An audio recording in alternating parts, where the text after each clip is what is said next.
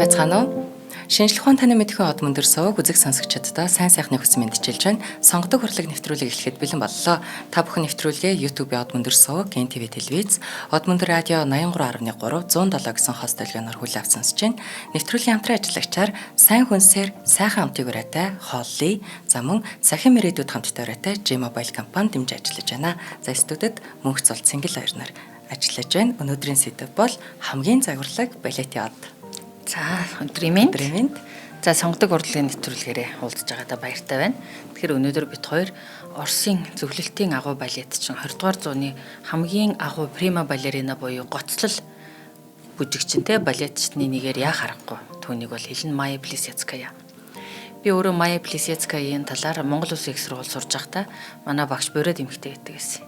Тэр эмэгтэйгийн ярихыг сонсоод үнэхээр ингээд бишрэм тэр эмэгтэй багшийн минь ярианд тэр эмэгтэй бүжигчний талаар Анна Павлова, Майя Плисецкая гэл зөвлөлтийн Оросын агуу балетчдын талаар сонгодог уран бүтээлчдийн талаар ярьдаг байсан. Тэгэхэд анх удаа багшаасаа энэ эмэгтэй гайхалтай бүжигчийн эмэгтэйн талаар сонссон. Тэгээд яг уу явандаа том болоод тэр эмэгтэй юуны талаар нөгөө бүжгэлсэн бүжгүүдийг нь хараад үнэхээр биширсэн. Тэгэхээр өнөөдөр энэ хүний талаар ярих гэж байгаа их баяртай байна. За одоогоос 91 жилийн өмнө буюу 1934 он 8 настай нэгэн бяцхан охин мөс зүсэгч Красин хэмээх хөлөг онгоц дээр хойд туйлын Шпицбергний арлуудыг зорин аялж ажээ. Задгаа тэнгис цасан шуурга шуураад давлгаа босох талаад бяцхан охиныг сатааруулахын тулд хөлөг онгоцны ахмад хуучин бэхтрүүл дээр одоо бенз тоглуулагч дээрээ өөрт байсан ганц бенза тавьсан. Тэр нь Жорж Бисегийн Кармен Дур байсан. За олон хоногийн аяллаа турш Кармен Дурын аялгау охины зүрх сэтгэлийг бүрэн эзэмдээд хизээ нэгэн цагт том тайзан дээр энэ тансаг уран аялгаунд бүжиглэнэ хэмээн бяцхан охин мөрөөдөх болж. Хойд мөсөн далайд Кармен Дур сонсон яваа энэ бяцхан охин бол ирээдүйн балетын од өнөөдрийн бидний гол дүр Майя Плисецкая байж. Энэ жил түүний 100 жилийн болж байгаа.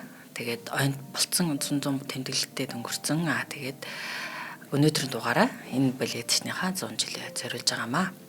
За түүний хүүхэд нас тэрээр 1925 оны 11 дугаар сарын 20-нд Москвад төрсэн. Түүний аав нь Литвийн еврей Михаил Плисецкий хэмээх хэрхэн байсан бол аав нь инженер байсан. За тэгээд Арктик дээр Оросын одоо тэр үедээ зөвлөлтийн нүүрсний уурхайг хариуцсан ажилтдаг хожимд дипломатч болсон нэгэн хэрхэн байсан. Түүний ээж нь мөн Литвийн еврей. За тэрээр дуугүй киноны жүжигчин тэгээд алдартай еврей Мессерерийн удмын Рахил Мессерер хэмээх эмэгтэй байсан. За Мессерерийн удам бол нөгөө алдартай урлагийн тэгээд соёл урлагийн гоц авьяаснууд гардгаараа алдартай. Тэр гэр бүлийн ээжийнх нь одоо гэр бүлийн 9 хүүхдээс 4 нь маш алдартай хүмүүс болсон байсан. За тэгээ яа харахгүй аль талаас алдартай урлагийн авьяастай хүмүүсийн гэр бүлд төрсэн охин байгаамаа. За Майя бол тэр алийн том охин.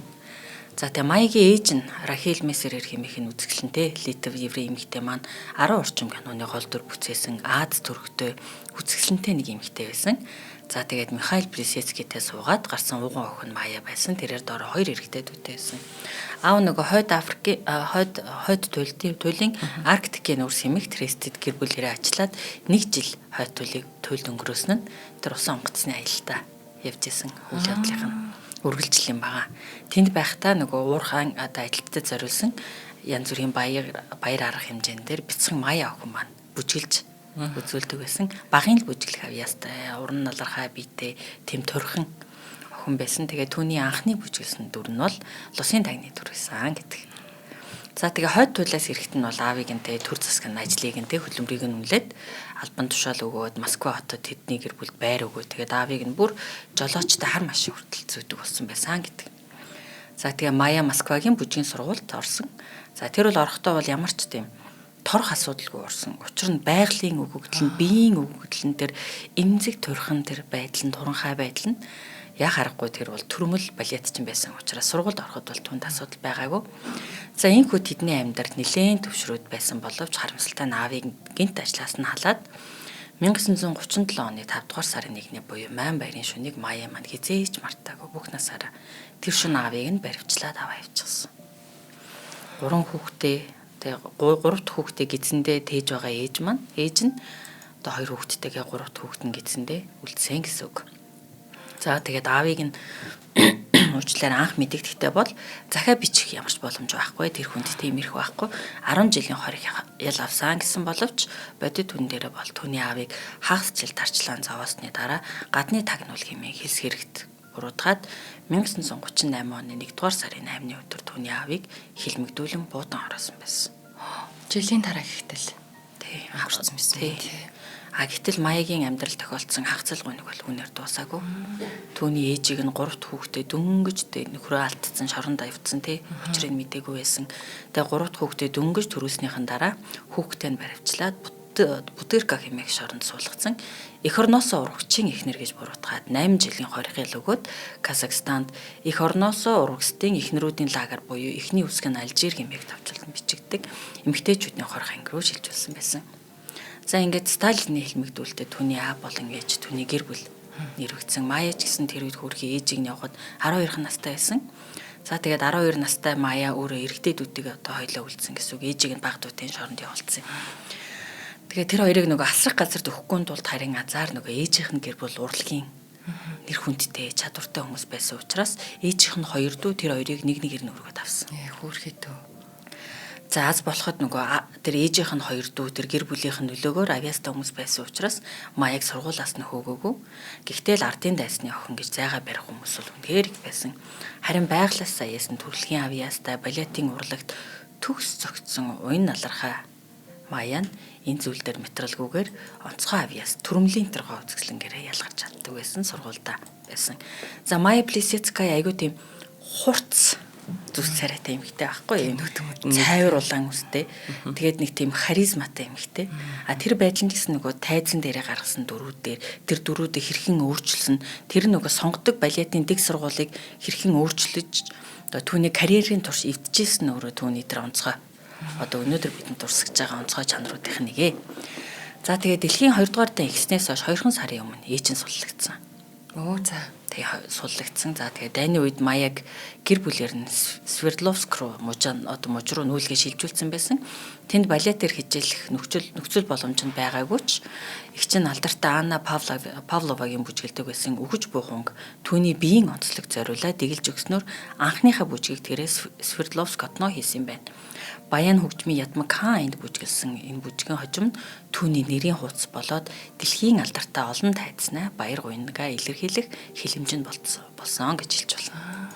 Энэ нөгөө энэ одоо хүнийг тэр өргөж авсан их чинь өөрөө балетч байсан гэдэг. Тий өөрөө балет чинь дүүг нь өргөж авсан балет мастер бас дэглээч байсан. Тэгээд үнэхээр алдартай авьяастай гэр бүл байсан учраас бас тэр гэр бүлийн нэр нөлөө сургуулаасаа хасагдахгүй байх улмаар нөгөө хэдийгээр одоо хавчин гадуурхагдаж хилмигдэж байгаа ч гэсэн энэ карьераа орхихгүй байх боломжийг бүрдүүлсэн. За ингээд Мая Плисецкая маань 1943 онд 18 наснда Москвагийн бүжгийн сургуулийг онц төгссөн. За эхэндээ бусдын адил олон хэсэгт гардаг байсан ч түүний карьер цаг бус минутаар өссөн гэж хэлж болно. Мая маш шаргуу ажиллаад богинохон үзэгдлийн жүжигэн дээр ч гэсэн өөрийгөө гайхалтай харуулдаг байсан. Хитгэн мөч агаар тогтох мэт өндөр өсрэлтүүдээр үзэгчдийг гайхшруулна. Мая Плисецкая тайзан дээр нисдэг гэсэн хүртэл яриа байсан. За тэгээ үзэгчид харамгүй алга ташлаар түүнийг мелодаг байгаад зарим бүр урлаг судлаачид, шүүмжлэгчид зөвхөн Маягийн дээр туслах дүр дээр ч гэсэн бүжгэлж байгаа тэр бүжгийг харах гэж театрт ирдэг болсон. За 5 жилийн дараа Хунт нур бүжиг дээр тэрээр цагаан болон хар хонгийн дүрийг бүтээгээд их театрын прима балерина буюу гоцлол бүжигчин болсон. 5 жилийн дараа. Балерина гэдэг чи одоо бүх гоцлол дээр гардаг гэсэн үг. Тэгээ прима балерина гэдэг нь дөрүүдийн гол дөрүүд байна гэсэн үг. За тэг анх түүнийг их театрт ирэхэд нь бол нөгөө түүний тэр уян налархай, турхам тэр байдлаас болоод романтик зөөлөн дөрүүдийг сайн бүтээнэ. Маягаас тийм хурц муу талын дүр гаргаж чадахгүй гэж хар хонгийн дүр мөр гарахгүй гэсэн байх. Одилийг бол чадахгүй гэж хүмүүс хэлдэг байж. Одоо тэ шинжээчд бусад бүжигчд нь үүний хариу болгоод Мая маань 1947 онд хар хонгийн Одилийн дүрд бүжиглээд Мая Плисецкая түүнийг одоо тэр өдрийг өөрийгөө миний ялтын өдрөө гэж тэмдэглэсэн байдаг. Учир нь би тэдэнд намайг шүүмжилж байгаа надад итгэхгүй хүмүүст би сайн дүрийг хийж чадна ч төрийн дүрийг ч гайхалтай гаргаж чадна гэдгийг харуулж чадсан. За тэгээ Мая Плисецкая маань 30 жилийн турш 800 удаа Хунт нурд бүжиглсэн. Яста яг тийм байна. 72 наснда хүртэл Мая Плисецкая бүжгэлд яг балет хийжсэн гэж сонсчихсан гайхалтай. За тэгээ 1950-ад оноос ер нь бол эхлээд гадны зочин төлөөлөгчтэй экстец энэ бүгдэд их театрын тайзан дээр хунтнуурд Майя Плисецкая л гойдол дүр бүжгэлдэг байсан. Ягаад гэвэл зөвлөлт холбоот улсын урлагийн театрын гол дүр төрх нь өөрөө Майя Плисецкая байсан. За тэгээ зөвлөлтөнд ямар хүнтэй уулзмаар байна гэсэн санал асуултанд ихэнх одоо экстец мэрэгжилтнүүд академитэй намын удирдлагууд нь Гагарин Майя Плисецкая гэж хариулдаг байсан. За тэгээ харин агуу балетчдыг маань гадны улсад одоо урихт нь дээрээсээ өгсөн шийдвэрийн дагуу түүнийг яаж иж агаад явуулдаг байсан. Учир нөгөө аав ээжийг нь хэлмэгдүүлсэн урагч байсан гэдэг үгнээс мөн еврей гаралтай байсан учраас нь. За тэгэхдээ яг түүнийг тайлбарлахтаа бол нөгөө ааш муутай хурцтод ааштай хэтэрхий өөрийнхөө удирдлагуудтайгаа зөрчилддөг гэсэн шалтгаанаас олж нэрийг нь хаслаа гэдэг байсан боловч энэ бол яг аргагүй хэлмэгдүүлэлт авчингаа дургалт байсан. За тэгээд энэ мэдээж хэлмэгдсэн эцэг гэхээс нь босноо гадны дипломатчуудаа бүр ингээд шууд нүүрмгээ ярьцдаг. Одоо хэнийг энэ дарга, энэ их стейц, энэ гадны төлөөлөгч гэж айдаггүй байсан. Ер нь их тийм хурцтод ааштай, айгүй тийм харизматай эмэгтэй байсан л та. За тэгээд Майя Плисецкаянтэй эрс чийдэмгийн зантай дэндүү хурц хэний ч өмнө толгой удаалгадаггүй бардам тэгээ өөрийнхөө авьяастнын итгэлтэй хүн байсан. За хунт нуурттай гол дүр бүжгэлснээсээ нэг жилийн дараа буюу 1948 онд багц Саран оргилд булаг балетын Зарамагийн дүр тоглохдоо бэлхүүс нь ил гарсан араб хувцастай бүжгэлсэн. За энэ нь өнөөдөр бол хэвэн байж болно. Тухайн үед прима балерина тайзан дээр сонгодог бүжиг балетыг бэлхүүсний ил гарсан хит юм задгаа хувцастай бүжиглэн гэдэг бол бүр табу ойлгохдохын аргагүй ёс зүйгүй зүйл байсан. За тэгээд үүнийхээ талаар тэрээр үргэлжлүүлээд Дон Кихотод чулуун цэцгийн тухай үлгэрт 1961 онд Ромео Жулиата нойрсож бүх хүнч дээр маш олон уран бүтээлд инхүү шинэлэг өөрийн гэсэн дүр төрхөө бий болгосон. 1951 онд их театрын 175 жилийн явгаар Гавьяат цолыг түнтгсэн. За хунт нуурыг үтсэн энтхийгийн удирдагч Жавахарлал Нерүүгийн хүсэлтээр 1953 онд энтхийг тэрээр очин тоглосон. За тэгээд энтхийгд одоо гадаад аялалд явуулахгүй барууны орон руу явуулахгүй байсан шүү дээ. Гэтэл яг баруун биш ч гэсэн энтхийгд очисон. А гэхдээ нөгөө энтхийгийн алдартай жүжигчин Раш Капур гэж ирэх юмтэй ярилцсанаас нь болоод зүгээр. Тэгээд нэрүүтэй ч гэсэн хэсэг ярилцаж амжсан байна л да. Нөгөө нүүрмгийн бусдаас айдаггүй хүн чинь. За тэгээ үүнээс болоод түүний бүр гадаад явах хэрэгээ бүр хаачихсан. Энэ бүр хүний их талдаад байна тий. Тэгээ хэлмэгдүүлэл юм л да тий. За тэгээ түүнийг хаач явсан дотоод явдлын яамны дор хаяж гурван ажиглагч байнга дагдаг байсан. Түүний хинтээ юу ярьж ийн ямар үг солилцоо гэдгийг тэгээ бүгд тагнаад одоо бүртгээд рекорд хийж яадаг байх нь шүү дээ тий. Энэ ч гэсэн нөгөө жүжигчний сэтгэл санаанд нь хүртэл их дарамт учруулсан. За тэгээд нөгөө дарамт учруулсныхаа нөхөн олгор болж байгаа гэж хэлэх үү. Түүний энэ гоц авьяасыг үнэхээр дарж чадахгүй даач тэрүү 1956 онд артын жүжигчин цолыг өгсөн. Залуухан дааш тийм ч одоо 31 наснда 26 наснда бараг тэгээ 26 наснда гавьяат жүжигчин болоод 31 наснда зөвлөлтийн артын жүжигчин болж байгаа юм ихтэй. Хөөх яг нэг бүжигчд яг эрт гавьяа шангал авдаг л да. Гэхдээ бас арай эрт юм тий. За тэгээд 1958 онд их театр Англи руу тоглолтоор явлаа. Майя Плисецкая мэдээж үлддгээрээ үлдсэн. Харин энэ хооронд 33 настай балетчин бүсгүй маань анх удаа өөрөө бүжиг дэглэнэ. Энэ ямар балет байсан бэ гэхээр Пётр Ильич Чайковскигийн Хунтнуур. Майя гадаадын тоглолтоос хасагдаж үлдсэн балетчтайгаа ажиллаад өөрөө дэглээд өөрөө гоцлоод их театрын одоо гоцлоод дэглэсэнд нь их театрын түүхэнд байгаагүйгээр билетүүд нь зарагдаж борлуулагдаад тэгээд гайхалтай бүр алдарсан гэж байна. Энэ өөрөө нөгөө дэглэн гэдэг чинь прима одоо балеринагийн хувьд бол тэр болгон дэглэж чаддгүй, тийм боломж олддгүй. Тэгээд өөрөө чадсан. Энэ бол үнэхээр гайхалтай. Одоо хоёлоо түүний хувийн амьдрал, хайр дурлалын талаар яриа тэгээд ихний ивент итгэжтэй дурдъя тий. За мэдээж тэр үзэсгэлэнтэй байсан. Прима балерина хаа явсан газраа л эрчүүдийн харцыг булааж явдаг байсан. Олон мянган бүр ингээд шүтэн бисрэгчтэй, залуучууд, экстецтэй түүнд мэдээж хайр сэтгэлээ илэрхийлж түүний гоо сайханд уярдаг байсан. Тэгээ 1956 онд тэрээр хамтран бүжгэлдэг өөрөөс 11 насаар дүү Латив гаралтай Марис Лепа хэмээх балетчинтэй гэрэлсэн.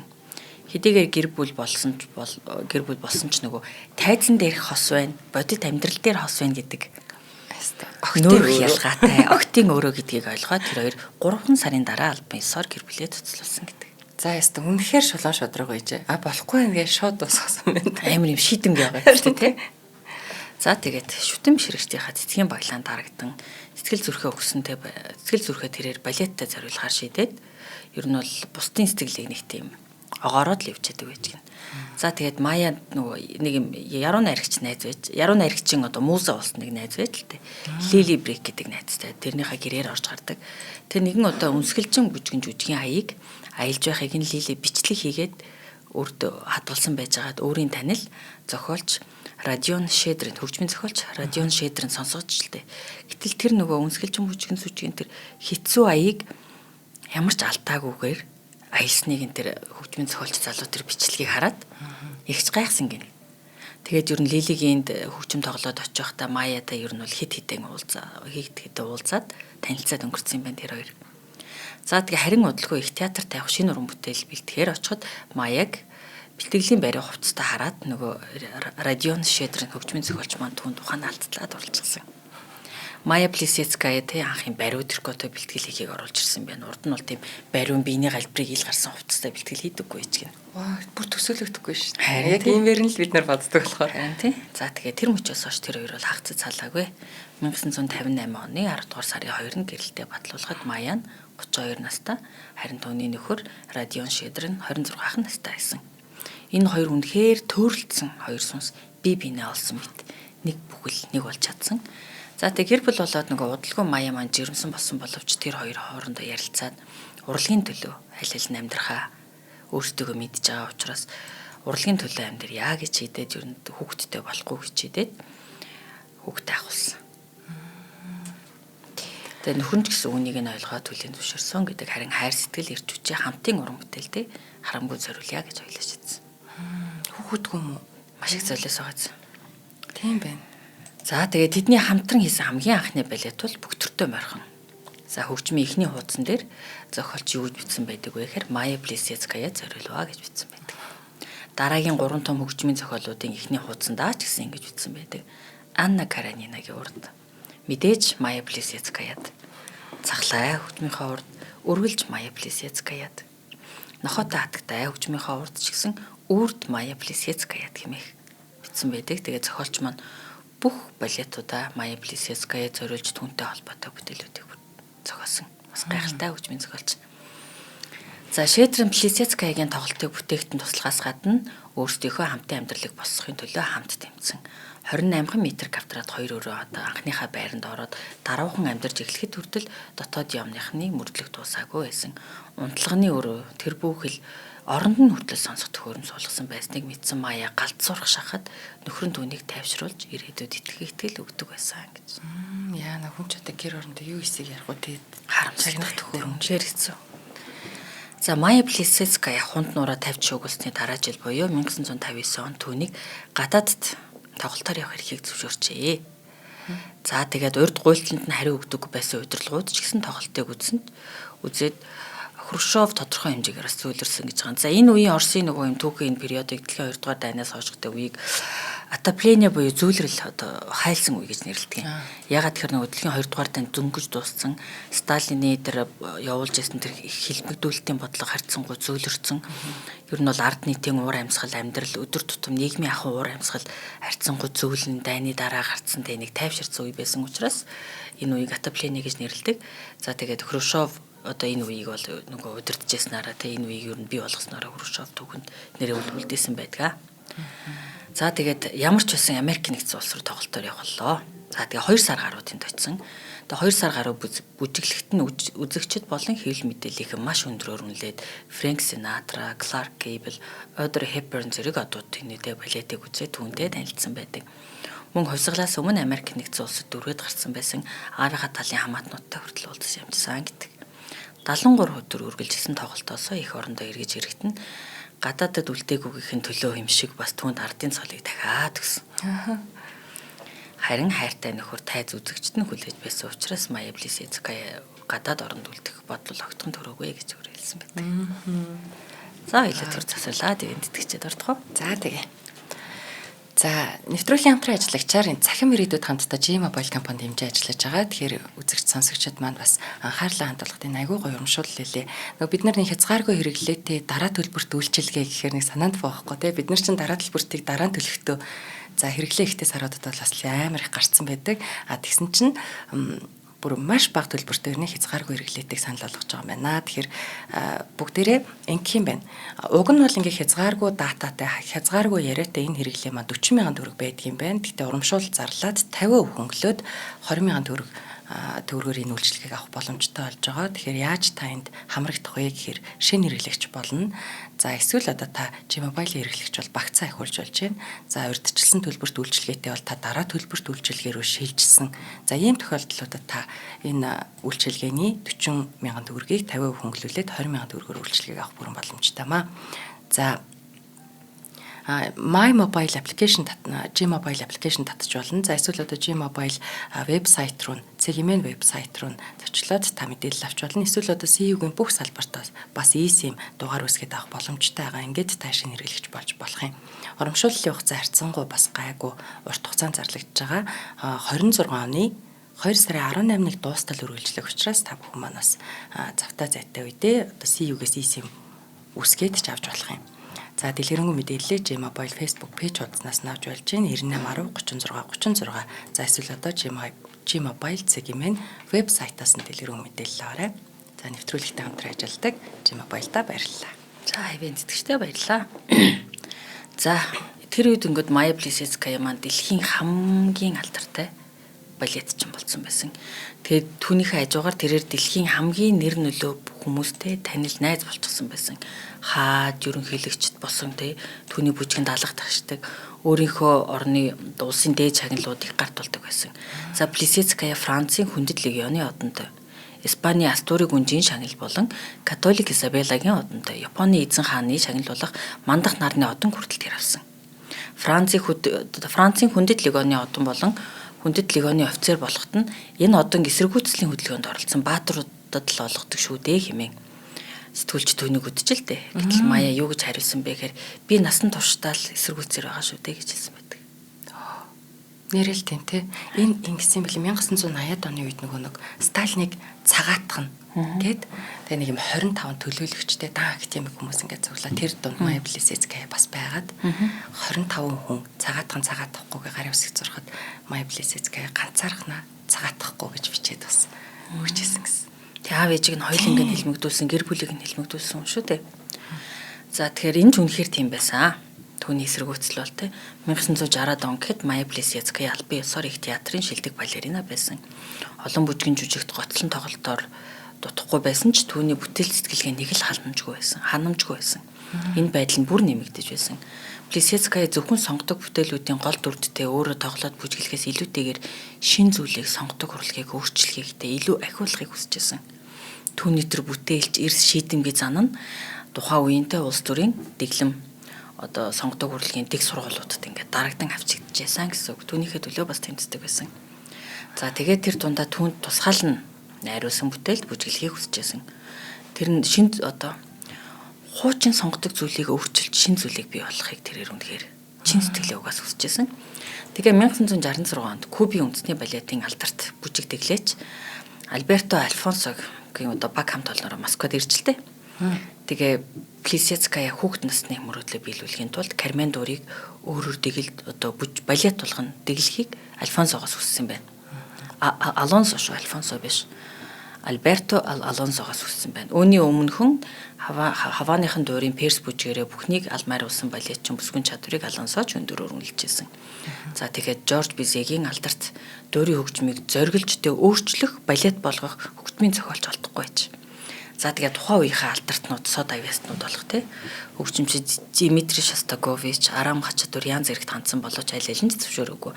Харин Арам Хачатурян түнд юу гэж хэлсэн бэ гэхээр та гэртээ өөрийн хөгжмийн зохиолчтой хүн шүү дээ гэж хэлсэн. Түүндээ хандаа гэж зөвлөсөн.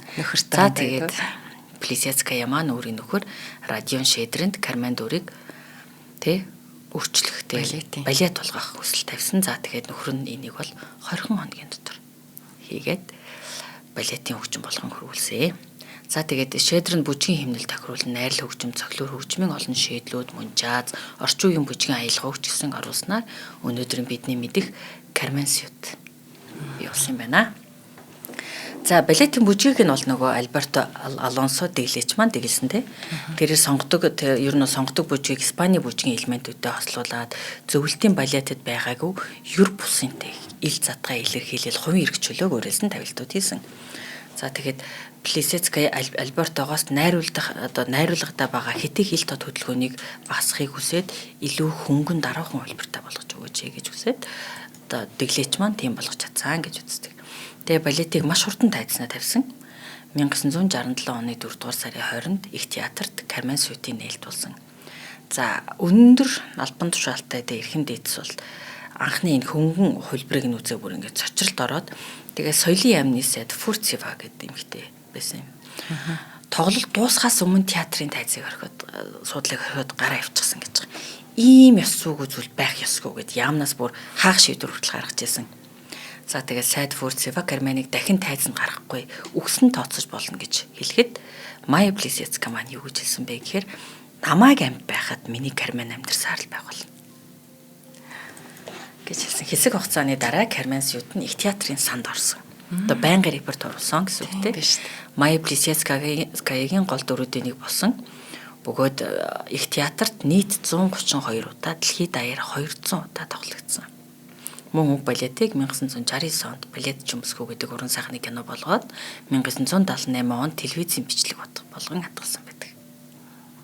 Ямар гоё юм бэ. Гайхалтай тэмцэж бүсгүй байж тээ. За тэгээд нөгөө бүжигчин маань нөгөө дэлхийн алдартай байсан, олонтой алдартай эрхэм дээдсийг таньж мэддэг байсан. Тэгээд олонний алдартай бидний сайн мэддэг найзууд түнд байсан. Тэгээ нэгэн түүхийг хуваалцъя. Майя Плисецкаягийн дунд олон танилуудын дунд нэгэн эрхэм байсныг дээр ярилцъя. 1962 оны 11-р сард Майя Плисецкая 2 дахь удаа Америк нэгдсэн улс руу аялан тоглолтоор явсан. Энэ аялан тоглолтод зориулж Оросын элчин сайдын яамд гэсэн хүлээн авалт дээр түүнд ерөнхийлөгчийн төрсөндөө хууль зүйн яамны сайд түүнд Роберт Кеннедитэй танилцсан. Өндөр биетэй, сэтгэл дулаан төрхтэй энэр Майятай нэг жил яг нэг өдөр төрсөн байсан энэ хоёр. Джон Кеннедигийн дүү юм байна тийм. Төрсөн өдрөөрөө юу хийх вэ гэсэн асуултанд нь Бостон хотод хунд нураа бүжиглэнэ гэж Майя хэлсэн. Маргааш нь Америк нэгдсэн улсын ерөнхийлөгч Гэргийн ханд дараа нь уран бүтээлчдийг цагаан ордонд ураад хүлээж авсан гэдэг. За аялан тоглолт үргэлжилсээр төрсөн өдрөөрөө буюу 11 дугаар сарын 20-нд буудалтай байж байтал цагаан сараан цэцгийн агуу том баглаа. Бяцхан бэлэгтэй хайрцагт хийсэн бэлгийн хамт түнд ирсэн. За бэлгийг задлан үзвэл Роберт Кеннедигийн баяр хүргэсэн загтал тэгээд тэдний ордонд болох хилэнц болон эвэгч Михаилын дүрстэй унжлага бүхий алтан бугуйч байсан. Тэд удалгүй уулзсан ч англи хэл сайн мэдэхгүй. Тэгээ яриан тийм олигтой үргэлжилж чадаагүй. Тэгээ Плисецкая Москвагаас дурсгалын зүйл болгон авчирсан хитэн Орос халбага зүрүүд нь хэлээсэ гэдэг. Юу байна түгээрээ гэдэг. За тэд Майя Плисецкаягийн Америкт хийсэн аялал тоглолт болгон дээр ирж уулздаг болсон байсан. Хэлний бэрхшээл хоёр талаас байнга хараа хяналтууд нөгөө дагуулууд ажиглагчд байгаад байгаа шүү дээ. Тийм ч гэсэн тэдний нөхөрлөл ер нь бол олон жил сайхан үргэлжилсэн. 1968 оны 6 дугаар сард Майя Плисецкая Америк нэгдсэн улсад дахин тоглолтоор явж аваад тэд уулзахаар төлөвлөсөн байсан ч гэсэн Роберт 5-ны орой хоёр ахыхаа адил буудуулж хүн жаргад нас орсон. Метрополитен балетын тайзны ард байхдаа энэ гашуутай эмгэнэлт мэдээг сонссон Майя огт төлөвлөөгүй байсан өхөж буй хунгаараа бүжгээ эхлүүлсэн. Ингэж Майя Плисецкая найзынхаа дурсгалыг хүндэтгээд алга ташлалтаар бас нулимс сурсган үзэгчдийн чив чимээгүй байдлаар найзынхаа үдсэн гэдэг. За тэгээд Майя Плисецкая шинжлэгч, өөрчлөгч, эсэргүүцэгч байхын хажуугаар тэр гайхалтай загварлаг эмэгтэй байсан. Тэгээд намын удирдагчид экстетс ерөнтэй гадны тэр эргэтэн ямтнууд түүний загварыг дуурайдаг өөрөө ч гэсэн тэдний загварыг их дуурайж ганган чанга эмэгтэй байсан. Тэгээд тэрээр 165 см өндөртэй байсан. Хөөрхөн жижиг юм. Гэхдээ тэр тайзан дээр байгааг нь харахад бол маш өндөр эмэгтэй шиг харагдаж байгаа шүү дээ. Тэгэхээр нөгөө биенийх нь бүтэц хичнээн нөгөө уйхан турхан нарийнхан бэ гэдгийг те өндөрт нь харьцуулахад бол аягүй сайн ойлгож байна. За тэгээ тэрээр насан туршдаа тэгшин гойлог биетэй байсан төдийгүй хамгийн загварлаг хуцлаг эмэгтэй байсан. Гадаад явах хэрэггүй байхдаа би олонний нүдэнд сайхан харагдах ёстой хэмээн бүх цалин гараа дамжтаас баруунаас авчирсан овцыг худалдаж авч өмсдөг байсан. Харин анх Парис тоглолтоор очиход нь Коко Шанель түүнийг өөрийнхөө загварын ордонд өрн тусгай үзүүлбэр бэлдэн түүн зориулсан. Төгсгөлд нь таалагдсан хослоо өмсөж тайснаа алхангаа загвар өмсгчд нь алхахыг зааж өгсөн. Майя Плисецкая яа. Шанелийн загвар өмсгчдэд яаж загвар өмсөхийг зааж өгчээсэн бэ? Шанель өмсөн хослолтыг нь түүнд бэлгэснээр анх удаа Францын загварын ертөнцтэй танилцсан түүхэн энэ юм байна. За хоёлоо хоёр дахь юм тэтгэж. За нэвтрүүлгийн дараагийн хамтран ажиллагчаар сайн хүнсээр сайхан амтыг өрөөтэй Холли дэмжиж ажиллаж байна. За Холли компани маань одоо 22 онд үүсгэн байгуулагдаад Монголд үйл ажиллагаа явуулаад 3 жил болж байна. Бид одоо яарсан сандарсан үедээ Холлиг хамттай хоолнуудыг идэд одоо бүр хэдийний танил болсон. Гүн хөлдөөх технологиор 100% одоо Monbeef Primate брендийн өвхөр Оросын албаны улсын одоо Miratoric брендийн гахаа мах ашиглаад бүрэн болцтой мантуудаа гахаа мах, нааша цаашаа нэмгэн төмстэй өвхрийн мах, кальбижим, кимчитэй шүл гэсэн бүтээгдэхүүнүүдээс одоо бид хэрэглээд бүр дассан байна. За надад бол хоол хийдэг санагддаг юм. Яарсан сандарсан үед нэр үнэхээр будаага агшаагаал байж хат яг болохоор нөгөө амт чанарын хувьд алдагдаагүй тийм махны сонголт маш сайтай таалагддаг. Ер нь гаднаас бэлэн бүтээгдэхүүн авахд мах л хамгийн хэцүү байх гэдэг юм шиг санагддаг. Тэгээд авиг таалагддаг. За дээрээс нь нэмэгдээд эднийх маань борцог, манто гэсэн хоёр төрлийн шинэ бүтээгдэхүүн худалдаанд гаргаад байгаа юм. За Улаанбаатар хотын бүх дүүрэгт байрлах E-Mart, Номин, Оргил, Миний дэлгүүр, J25, FS, E-Mart зэрэг сүлжээ дэлгүүрүүд болон 6 болон 8 нэрийн дэлгүүрүүдэд ер нь бүгдэнд нь худалдаалагдчихж байгаа. За тэгээ ер нь борцог нь бол халаагаад идэх юм бол яг л нөгөө нэг шинэхэн хайрсан борцог шиг мантугийн ч гэсэн одоо жигнээ талаагаад 15-20 минут жигнээ хэрэглэх бүрэн боломжтой. Тэгэхээр гүн хөлдөөх технологи гэдэг бол 35-аас дээш градуст бага температурт богино хугацаанд хөлдөөгөөд бүтээгдэхүүнийхаа тэр нөгөө чанарыг нь алдагдуулахгүй байх. Энэ байдлаараа даваа талтай витамин уурыг эрдэс бодис үедээ алдагдахгүй гэсэн үг. За тэгээ 24-р хороо Баянгол дүүргийн 24-р хороо Тээвэрчдийн годомж Холли компани үйлдвэрийн байр. За эсвэл одоо 72 10 11 10 утсаар лавлаад илүү дэлгэрэнгүй мэдээлэл болон одоо өөртөө нийлүүлж дэлгүүртээ нийлүүлж ч юм уу гэртээ хөргүүлээд авах бүрэн боломжтой юм шүү. Баярлалаа. За ивент идэвхтэй баярлалаа. За Майя Плисецкая те ингээд Шанелийн загварыг өмсөд Шанелийн загвар өмсгчдөд тэрээр хэрхэн загвар өмсөхийг зааж ирсэн. За тэгээд олон алдартай загвар зохион бүтээгчтэй хамтран ажилласан Jean Paul Gaultier, Yves Saint Laurent, Pierre Cardin зэрэг загвар гайхалтай те барууны загвар зохион бүтээгчд түүнд зориулсан уран бүтээлтэй түүнд зориулсан загвар зохион бүтээж өгдөг байсан. Тэгээ 1971 он театрын наадам дээр танилцсан Pierre Cardin Плисецкаяг өөрийн муса онготын хөглөгч гэж хэлдэг байсан. Тэгээ Pierre Cardin түүнд зориулсан өдөр тутмын гоёлын болон тайзны хувцас зохион бүтээдэг. Одоо Плисецкаяг нь бүжгэлж байсан Анна Каренина захлаа нохотой хатагтай зэрэг бүтээлүүдийнх нь хувцсыг хийж өгч ирсэн. Тухайн үед нөгөө барууны өвдөл суртлын асуудлаас болоод Pierre Cardinтэй энэ хувцсны загварыг зохиосон гэж олон нийтэд зарлагдаггүй байсан. За тэгээ харин төмөр өшөгтэй ингээд зөвлөлт хүнсний дараа 1998 онд Плисецкая Pierre Cardin-ийн хамт Кремлийн ордонд хувцс загвараа бүжиг гэдэг гайхалтай том шоу зохион байгуулад Pierre Cardin-д түүний олон жилийн хөдөлмөрт нь талархлаа илэрхийлээд олон нийтэд хувцс загварын одоо барууны тэ ч юм уу те орчин цагийн хувцс загварын шин түвшний ойлголтыг Оросын одтой үзэгчдэд өгсөн гэдэг. Pierre Cardin харин өөрийн онготыг хөгдөгчийнхөө бүхэл бүтэн тийм гэрэл зургийн цомгийг гаргаж ирсэн. Энэ жаргагүй бис Плисецкаягийн зураг Vogue зэрэгтэй дэлхийн томоохон сэтгүүлүүдийн нүүрэндээ анх удаа гараад Ричард Аведон, Сесил Бетон, Ирвин Опен зэрэг 20 дугаар зууны алдарт гэрэл зурагчдын дууранд орсон зөвлөлтийн цөөхөн бүжигчдийн хамгийн анхных нь Майя Плисецкаяас. За одоо түүний төгсгөлийг хоёулаа яриад нэвтрүүлгээ дуусгая. За Майя Плисецкая маань 2015 оны 5 дугаар сарын 2-нд тэнгэр дэвшсэн. Өмнөх өдөр нь хагас 100-аас илүү хугацааг хамтдаа өнгөрүүлсэн хайртай хан шидрэнтэйгээ дуртай хөлбөмбөгөө үүдсэн бөгөөд 90 насныхаа ойг тэмдэглэгт нь бүх зүйл бэлэн болж 6хан сар дутуу байсан 90 нас хүрэхэд нь.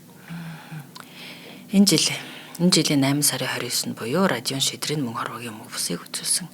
Тэдний хамтын гэрээсийн дагуу хоёулангийнхан чанарыг нийлүүлээд Орос оронд мэнтэй цацаараа гэснээр Ока мөрөн дээр тэр хоёрын одоо чанарыг хэсгсэн. Харин агуу балетчны 100 жилийн өмнө их театрын тайзнаа болдгороо болж хөшиг хаагдан үзэгчд судлаасаа болсон үйл явдалтай болсон. Гинт хөшиг дахин нэгдээд агуур Равелийн хөгжмөндөр Францын алдарт бүжиг дэглээч Морис Бишар Майя Плисецкая зориулан тавьсан Болеро эхэлсэн. 50 насныхаа төрсөн өдрөөр анх үзэгчид толилуулж байсан тэр л дөрвөлдсөн хэмнэлтэй, гайхалтай гарын хөдөлгөөнтэй Майя Плисецкая дахин тайзан дээр ирсэн мэдрэмжийг үзэгчдэд өгсөн. Ямар гоё энэ тэр 100 жилийн хооронд бүр ингээд том дэлгэцээр үзүүлсэн юм биш үү? Гайхалтай. Гоё хайр дурлал байна. Одоо нэг амьдралаас тэгээд нэг хэцүү завлан бэрхшээл өгсөн ч гэсэн ямар гоё хань ижил авьяас бэлэг үгүй. Тэгээ гайхалтай сод хүн байгаа биз. Тэр хүний төрмөл авьяас гэр бүл байсан ч гэсэн тэр хүний тэр зовлон зүдгүрд нухлагдаагүй эсрэг үцэж өөрийнхөө байж чаддаг байсан тэр чанар нь үнэхээр бишрэм. Баярлалаа. За шинжлэх ухаан танай мэдхүү од мөндөр сувг үзэх сонсогчдод сонгодог хөрлөг нэвтрүүлгээ өргөлөө. Та бүхэн нэвтрүүлгийн YouTube-ийн од мөндөр сувг, NTV телевиз, од мөндөр радио 83.3 107 гэсэн хос телевизээр хүлээн авч сонслоо. Нэвтрүүлгийн хамтран ажиллагчаар сайн хүнсээр сайхан амтыг өрөөтэй хооллоо. Замун цахим ирээдүйд хамтдаа G-Mobile компани дэмжиж ажиллалаа. Студид мөнх цул Цэнгэл баяр нар байлаа. Дараагийн дугаараар уулзъя. За баяртай.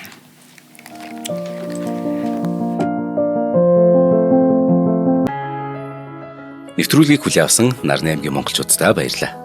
Од мөндөр сувг нь энэ мэдчлэн таны мэдхүү мянган нэвтрүүлгийг 2026 оны 7 сарын 1 хүртэл та бүхэндээ хүргэх юм.